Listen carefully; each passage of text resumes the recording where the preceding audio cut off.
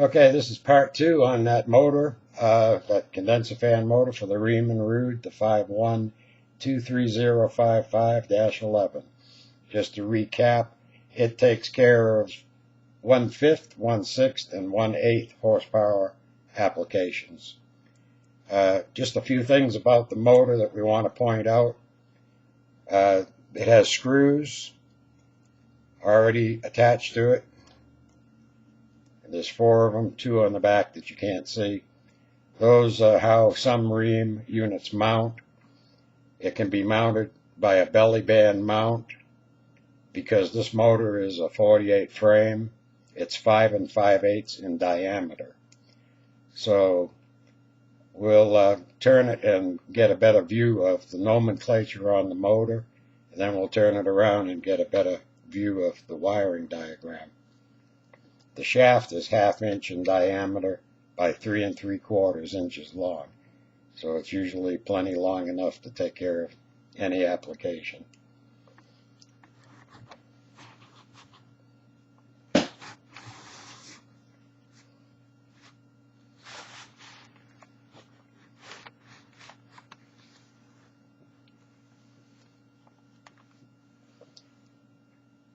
Okay, as you can see, the horsepower is 1/5, but like we said earlier, it does 1/3, 1/5, 1/6, and 1/8 horsepower. The amp draw is 1.3. The RPM is 1075.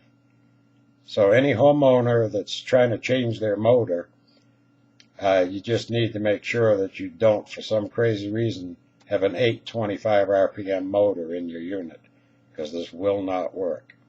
But as long as it's somewhere around 1075 or 1050 or 1100, this motor will work just fine.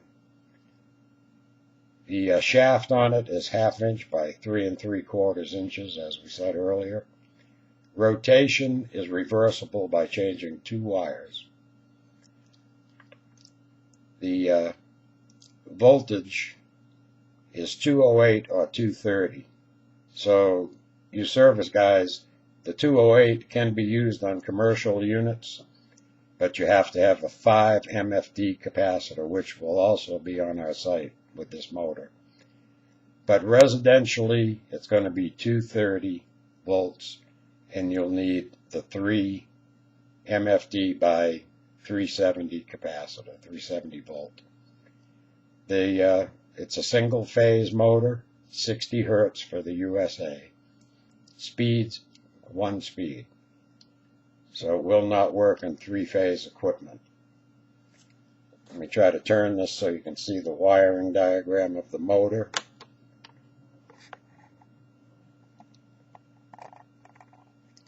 By the way, while we're down here, it has 5 wires, and the terminal ends on the wires are flag terminals, like so.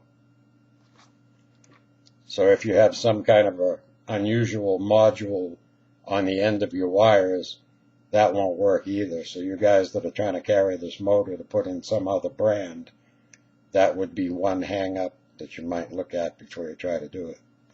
Also, the studs aren't exceptionally long, so hanging it upside down may not work in some units.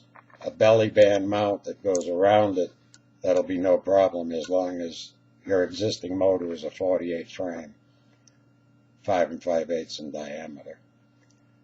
Back to the wiring diagram though.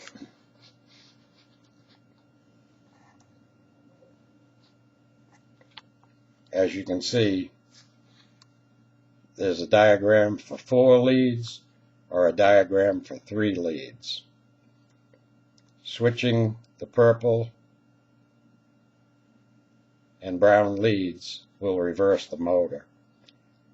So what it really amounts to is, if you've got 2 separate capacitors in your unit, one for the compressor and one for the fan motor, then you're probably going to be using that diagram. If you've got 3 wires and a dual run capacitor, then it's going to be a 3 lead setup. So you'll be using that diagram. So it's pretty straightforward. You got 2 line wires, 1, 2. Those are your power wires, 220. And then you've just got the capacitor you got to wire in there. So pretty straightforward and simple. And so again, to recap, the homeowner just has to check the width, I should say diameter of his existing motor, or read his label on it if he can read it.